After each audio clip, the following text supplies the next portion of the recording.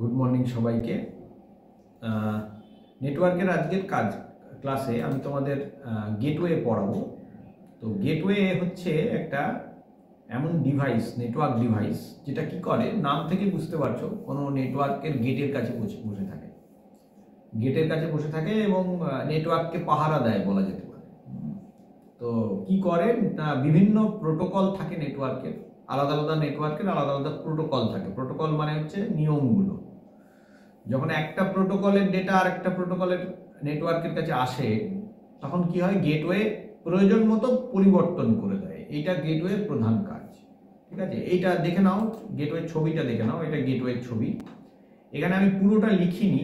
OSI মডেলের 7টা লেয়ারেই কাজ করে: application, presentation, session layer, transport layer, network layer, data link layer আর ফিজিক্যাল লেয়ার। এই 7টা লেয়ার আছে।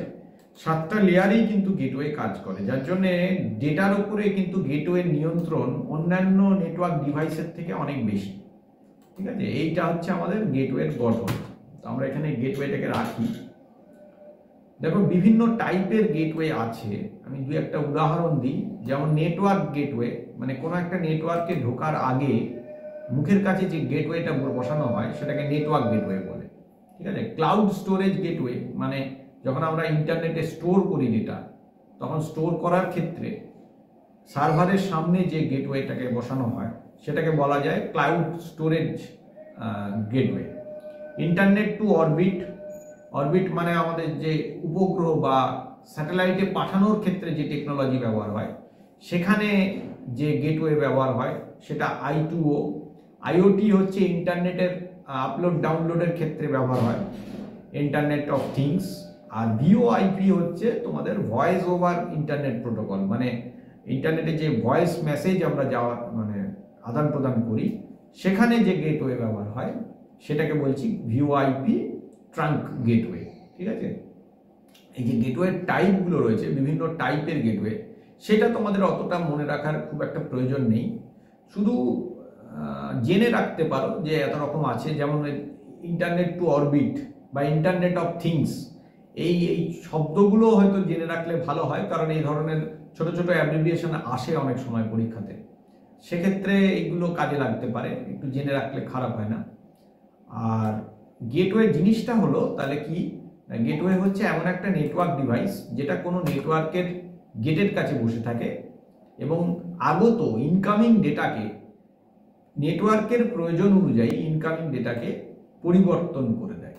ঠিক আছে, এইটা হলো গেটওয়ের কাজ। ঠিক আছে, যে কোনো ডেটা যেটা ইন্টারনেট থেকে বা অন্য কোনো নেটওয়ার্ক থেকে গেটওয়ের কাছে আসছে, সেই ডেটাটাকে ওই নেটওয়ার্কের উপযুক্ত করে দিয়ে, সেই মতো পরিবর্তন করে দিয়ে ডেটাটাকে ওই নেটওয়ার্কে প্রবেশ করতে দেয়।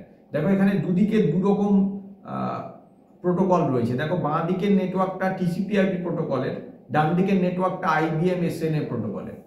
তো সেই দুটো প্রোটোকলের মানে যুক্ত যে নেটওয়ার্ক, সেই দুটো নেটওয়ার্ককে কিন্তু গেটওয়ের মাধ্যমে যুক্ত করা হয়েছে।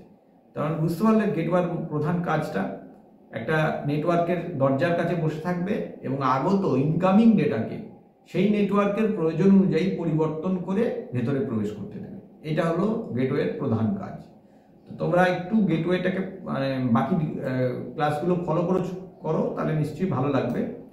আর নেটওয়ার্ক ডিভাইসের প্রায় শেষের দিকে আমরা চলে এসেছি, আর খুব একটা বাকি নেই সম্ভবত। দেখবো আমি, সম্ভবত ইথারনেট কার্ড বা এরকম কিছু একটা আছে। RJ45 তো হয়ে গেছে, একটা কার্ড হয়তো বাকি থাকতে পারে, সেটা আমি করিয়ে দেবো। তাহলে পরেই তোমাদের নেটওয়ার্ক ডিভাইস কমপ্লিট হয়ে যাবে। এরপর আমরা পরবর্তী নেটওয়ার্কের যে পরবর্তী অধ্যায়, যে অংশ, সেই জায়গায় আমরা চলে যাব। নেটওয়ার্ক অধ্যায়টা যথেষ্ট বড়, কাজে একটু সময় লাগছে, কিছু করার নেই। তো তোমরা ক্লাসগুলো ফলো করো, নিশ্চয়ই ভালো লাগবে এবং সময়ের মধ্যে নিশ্চয়ই শেষ হবে। থ্যাংক ইউ সকলকে ক্লাস অ্যাটেন্ড করার জন্যে। আবার পরের ক্লাসে দেখা হবে।